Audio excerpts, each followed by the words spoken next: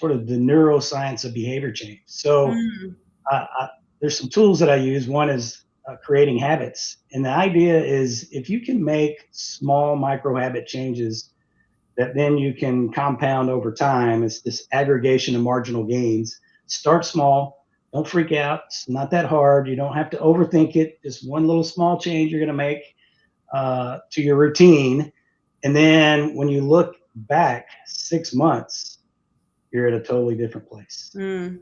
Mm. And still, people use wow, right? We go through this process of doing these habit formation, and we do 90-day challenges that turn into 180-day challenges. And then people turn around and look back 180 days and they said, how in the world did I make this amount of change? And it's very transformative. Just one little micro habit. Yeah, you talked about in the book, and what's so great is when you make a new habit and it's small and it's manageable and it's doable and it's achievable, and you can actually reach that habit and succeed at that small habit, you actually train your brain that I am a person who can do that small habit. Give yourself the new identity of who that person is. So then now I can do this small new habit, and you retrain your brain to have a new belief system about what it once thought it couldn't do, now sees that it can do it. And I just thought that was brilliant. Like, how easy is that? Little small things to train my brain of the new personality or new person I can be. Yeah, literally, you rewire your brain, right? You're Yeah. rewiring your neural pathways to whatever this new habit is. So your body, your mind is not here to help you succeed, right? And I've covered that in the book. It's really meant for comfort and survival. So when somebody tries to get out of their comfort zone and push and try to do something that seems, a big stretch or almost impossible, your whole system starts to shut down and push back on you. And that's where the science and tools come in handy, because then you go, oh, I know what's happening now, right? I know what my brain's trying to do to talk me out of this. My inner critic's starting to tell me that this is not going to work.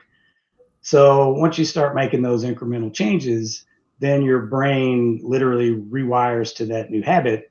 And like you said, 90 days later, you're going, hey, this, if it's exercise or reading or whatever that thing is you're trying to change, you're like, this is pretty easy. This is not so Mm. difficult as it was, 88 days ago.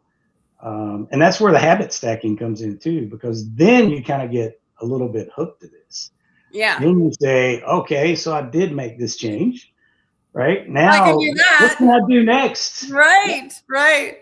One of the chapters that you and I had a little bit of controversy over, which is so great because we went your way, was motivation is crap. Yeah. Talk a little bit about that, because for many of us, we use motivation to get going. Motivation is the buzzword. Everybody's motivated, but you have a really very unique take on motivation is crap. Share a little bit about that. Yeah. I mean, if you think about it, how many times have we watched a video or watched a television show or watched a keynote speaker or a TED talk, and then we just get fired up, right? So we do have serotonin, endorphins, and we've got all of this stuff kicking in for 15 minutes or 30 minutes or an hour. And that's not very sustainable, right? So that's the motivation. So motivation is great because I kind of say it's like a Kickstarter. So if you see something or hear somebody, or you're watching a movie, or a song can inspire somebody to go, I should really figure out how to get out of my comfort zone. You can do it for a very short period of time, holding on to the motivation, but pretty quickly, again, it's crap. So it's going to fall Right. away within days, if it even makes it days. And I think everybody can look back and think of a time where they got really motivated and never did anything with it.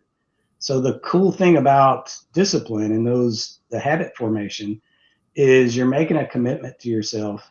That's why I love the 90-day challenge. Is you say Mm. just anybody can do anything for 90 days, right? I did no sugar at all for 90 days, and if I can do no sugar for 90 days, anybody can do anything. So, but once you do that, again, it rewires your brain, and you don't have to rely on motivation because it's the habit formation. It's Mm. the rewiring of the brain that kicks in. It's the discipline. So discipline wins and motivation's crap. And Yeah. It's always You going to be won the me over. You won me over. I agree with you. yeah. You're right. This book is smart. It's intelligent and it's fun and it's easy and it's got a lot of your charm in it. Some people may not know you, so let's get personal for a minute. Tell us a little bit about who's Stephen. Well, I always say I'm a dad first. Um, got two great kids and a bonus kid. Um, I'm a husband, a friend, and then I'm a CHRO and I'm a coach. And maybe not all in that order, but pretty close in that order. And you bring sort of this southern sort of I was going to say sweetness, but that's not very math. You bring this like southern support to it and a real practicalness to it that comes probably from your CHRO background.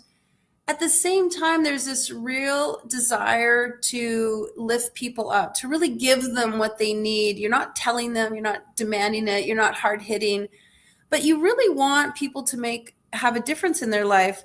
And some of this book, and again, very personal, comes from your homage and your relationship with your brother. Do you want to share a little bit about that? Because there is some dedication to the book about your brother. Yeah. Maybe before we get into Joe, kind of going back to sort of the practicality side of this, and you and we talked about this when we were kind of going through the book, and I said it needs to read just the way either I'm doing a keynote or I'm coaching, right? It's got to be authentic, and there's a propensity for people to oversell their information and talk um, in a way that they're almost over talking the topic Right, or talking the topic to death right. versus just having a conversation. So if you're sitting in a living room and you're having a conversation with your best friend, you're not going to go into this very high level overview of all of this information of how it's going to support them. You're going to do it in a way that's very, again, direct, because coaches can be very direct, but do it in a way that's very caring and very practical, right? Mm, You're introducing very technical material, but you're doing it in a way where it's very easy to take the information and figure out how to apply it pretty quickly. And mm. so that was very important when I was writing the book. So it came across as we were just like right now having a Yeah. conversation. The book needed to be authentic. The information is really powerful and it can get really technical, but you don't have to sell it that way. Right. And you succeeded tremendously. Reading the book is a great read. It's easy, it's enjoyable. People get to know you. And we learn something about neuroscience, about the brain, which is kind of like, wow, that makes sense that we probably didn't know in our everyday lives. And you've just married that really well with what is practical. You're not asking people to do something super high level, but you're explaining it to them way that it actually makes sense. And then in micro movements or micro goals, they actually can achieve it. So really, really grateful. And you were inspired to write this book a little bit when in regards to your brother, and I want to respect that, but it's just such a good part of the story. Yeah, no, I don't mind talking about that at all. Actually, it was probably less about writing the book and more about changing the way I approached success myself. So if you Amen. go back 10 years ago, I mean, technically I was successful on paper, right? I had a really good job. I was, one of the youngest directors in a very large organization that I worked for. And um, my brother got sick and he ended up getting cancer, a number of forms of cancer. And me and my dad actually drove out. So he was living in California at the time, and he was going to have this surgery for cancer, but it wasn't the kind of surgery that was going to um, solve the problem, right? So it wasn't a healing type recovery surgery. It really was a surgery just to buy him a little more time. And so me and my dad, and one of the things he requested was he wanted to come back to Alabama.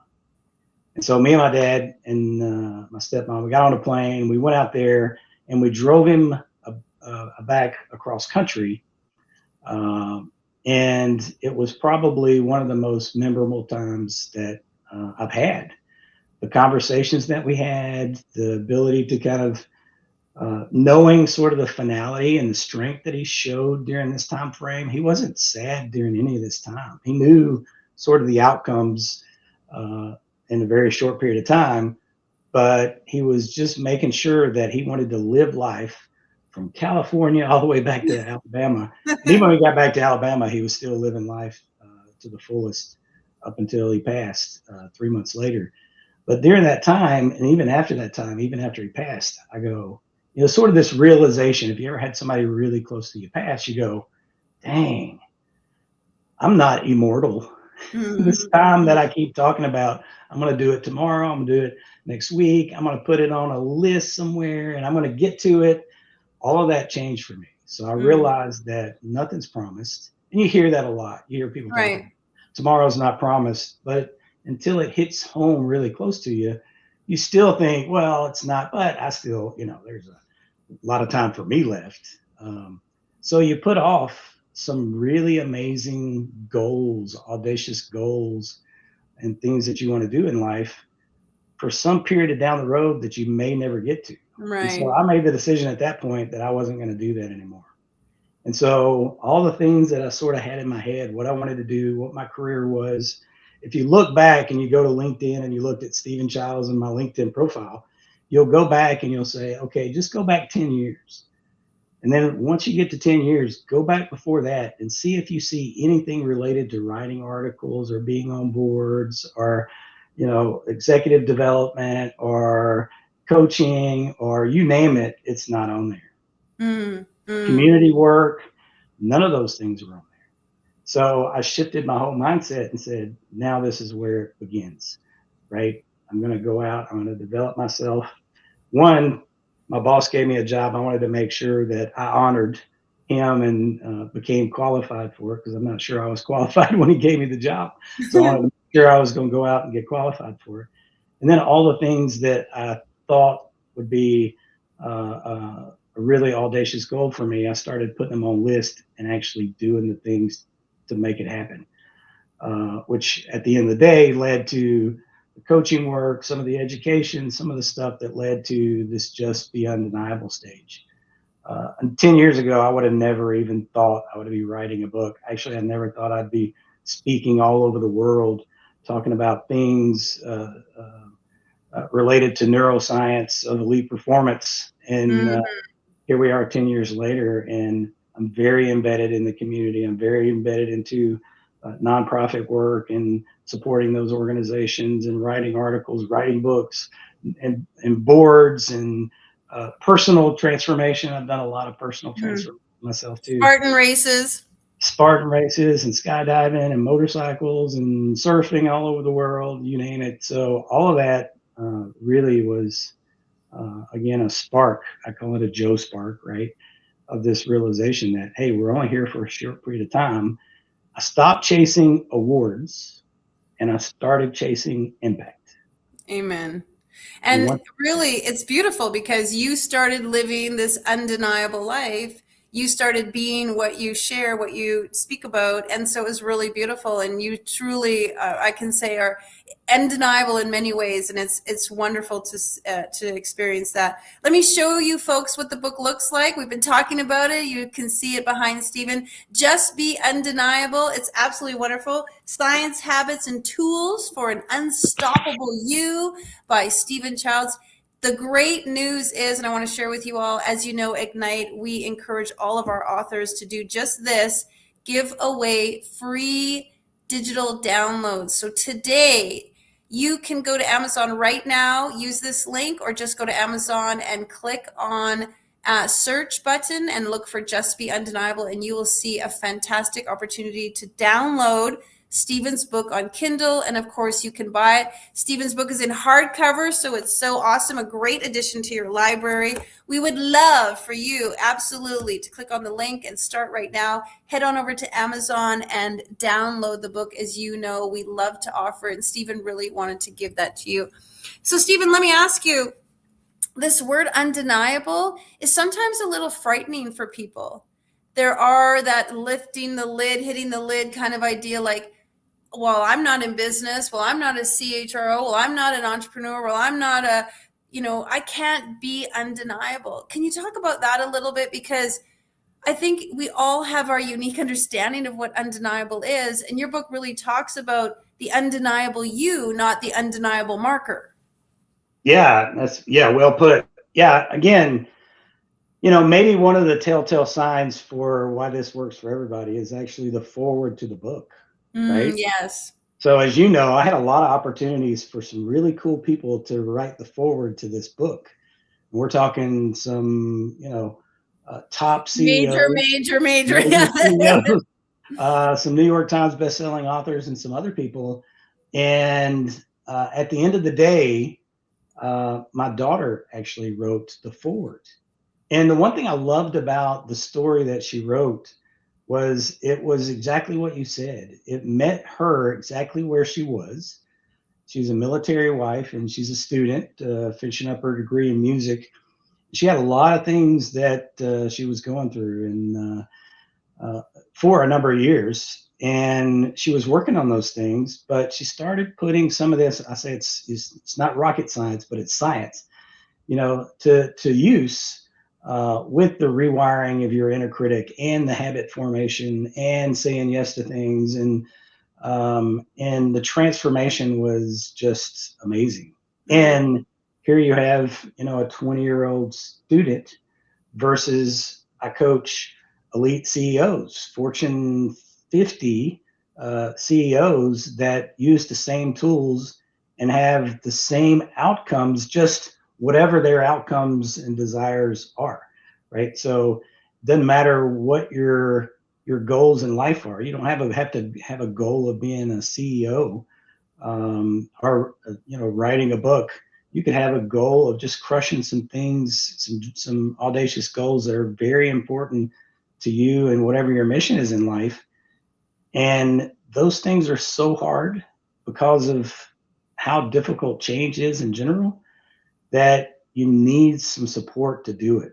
And again, some of the smartest people in the world get roadblocked because they just don't understand some of the science that allows you to break through some of those roadblocks to whatever that end goal is. So it does meet you where you are, and it's sort of a roadmap to sort of knock down some of those roadblocks that kind of stand in our way. Yeah, well, what's so cool is like we're not CEOs or executives or elite athletes. We all have a brain, and our brain is wired a certain way. And from our lives, we have habits and systems and tools that we've used to compensate or get by or eliminate, and we have shortcomings, and the brain is the brain. And so it's so true. When I read the book, I think, well, this isn't just for people who have a certain level of education or a certain lifestyle. We all have this neuro connections, this neuro understanding, these things that our brain does. And if you can learn how to use your brain to help you, you can achieve whatever it is you want in your life. You can make changes. One of my favorite chapters was get your head in the game, because, sometimes, and while we were writing this book, many of you know I was going through a personal challenge with my mom's health. And so Stephen's book was helping to remind me to get your head in the game and just be, really use the power of the brain to support you. Talk a little bit about get your head in the game, because that's kind of where it all starts. Yeah, actually, good, bad, or indifferent, your brain's working against you in so many different ways. Right. Wonderful, wonderful tool, but it does work against you in a lot of ways. And I tell this story about change and how hard change is, which kind of I'll get to some of the tools you can use to get out of this mode to kind of break through some of these change resistant things. So when I was at Columbia going through this graduate program for this coaching, in my thesis, I found some research that was very compelling. And this research basically was the Columbia Medical School, and they found this group of two different patient sets. They found this group of eye patients that were going blind. They had macular degeneration, and they basically said, "Hey, look, you're going blind, but if you don't do something, it's likely you'll be blind in 2 years. But here's what we're going to do. If you do these two things, we think we can extend your vision out for another 7, 8, 10, 12 years. We're not even sure. We know it's a lot longer. So here's what we want you to do. We want you to take this medicine, and then we want you to regularly come in and put these shots in your eyes, which sounds really painful, but I hear that it's not so bad. So out of all these patients, they helped them for the first 90 days, and then they kind of left them to their own accord to see if, how far they would kind of follow through. What do you think the percentage is? Well, you don't get to, you read the book. So the percentages are crazy low. It's less than 50% of people would do two things to save their own eyesight. Mm. But it got worse, right? So they had a group of heart patients, and those heart patients basically were going to die, not lose their vision. They were actually going to die in a couple of years. And the doctor said, hey, look, if you do these three things, right, you need to take this medicine. Seems there's always medicine involved. You need to change your diet. And we're not talking radical, but you need to change your diet that looks like this. And we need to exercise. And I'm not talking Olympic exercise. All I need is start moving, right? Start walking. So it goes back to less than 50% of the people would even do those things to live Right. because of Wow. how hard change is. And so when you say get your head in the game, you've got to figure out how to overcome this change resistance for one. And there's a lot of tools to be able to do that, including the habit formations. And there's a really cool one that, a lot of CEOs, it's sometimes easier for like my daughter when I say, hey, journaling is really important. And she's like, why is journaling important? I go, you're going to, one entry at a time, you're going to rewire your brain. Mm. So she started journaling. This would work for somebody who was trying to get motivated, which doesn't work, or disciplined about trying to live and be a heart patient. If you journal every day and you journal the things that you're trying to become, the things that you want to become, if you look at um, uh, all your family, all your friends, what would they say about you? What's the best things they would say about you? And start journaling those things every morning and every night. It's amazing how much that starts to transform your own belief in yourself, right? So then that kind of rewires your brain to get you moving, and it's amazing. And I kind of want to go back to one thing that you said a minute ago, specifically about this these tools meeting you where you are and not having to use them to be CEO. And one of the clients that I had who was an executive, but when I introduce some of these tools, even get your head in the game, it's amazing how many times that these executives pick things that are personal and not Mm. business related to a client. Mm-hmm. Mm. Right? They have all these things and they go into coaching a lot of times because they want to change these business behaviors. Right. I talk to them about using these tools. I say, pick something that's really personal. And maybe that's business related, but in a lot of cases, it's not. It's very personal. And I had this executive that said, hey, my whole family, I'm from India. I've been here for about 30 years. I'm 40 years old, and I've never been able to meditate. And this is a cultural thing, right? Yeah, And I feel exactly. terrible. I feel terrible that I've never been able to do this. And um, maybe we can start with some of this rewiring my brain so I can to meditate. I've been trying to do it for 40 years and hadn't been able to do it. And I said, okay, we're going to work on that. And once we finish this, whatever those business things you're going to work on, you're going to go crush them because you're going to be so proud of yourself in 90 days. So what I can tell you is within 90 days, the person was meditating every single day. It's been over a year and a half. She's never missed a day of meditation. She's been promoted twice. Uh, Mm. and she took one thing, journaling, habit formation, visualization, all of these things she turned into a success in meditation, which turned into success in the number of these behavior changes that she made that end up dramatically changing her personal life and her professional life. But I tell people it's the personal stuff that matters the most. It's so true. It is so true. Well, Stephen, if you can hold up the book and inside a little bit, what I want to tell people is we didn't just give you lots of information. Stephen, inside the book, has given you step by step by step. There's some steps inside the book where you can actually answer questions, put down some trackable, markable goals. We've made it a really cool section for you to use the book, not just as a reading tool, but as a workbook to track your habits, to see where you're going, to really get clear about what it is you want, and to start rewiring the brain in a fun and enjoyable, easy way. It's absolutely fantastic. Let's show you the book one more time with that wonderful logo that says exactly. Book is available free on Amazon today, this weekend, please. Great idea for Mother's Day gift if you would like to get the book and buy it for mom. We'd love to encourage you to. Hey, graduation too. Right? Graduation is here. Exactly. So much. We were at a grad party last night.